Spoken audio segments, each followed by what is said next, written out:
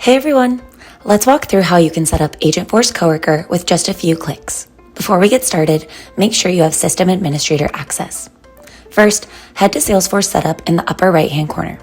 On the left, search for Coworker, select Get Started with Agentforce Coworker, and click the blue Get Started button. Next, click Turn On and Confirm.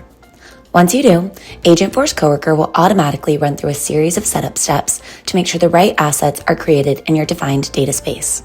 Think DMOs, agents, permission set groups, and more. This might take a moment. You can follow along using the check marks to the left. Once that's complete, you can scroll down to the Turn On End User Experience section. Click Manage to enable the global search bar.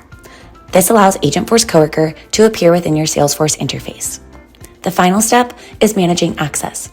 Scroll down to the Manage User section, click Manage, and a pop-up will appear where you can choose exactly who in your organization can use Agentforce Coworker. If you want to customize further, like choosing which data sources Agentforce Coworker can access, you'll find those additional options right here in Setup. That's it. With just 3 quick steps, your new autonomous AI teammate is ready to go.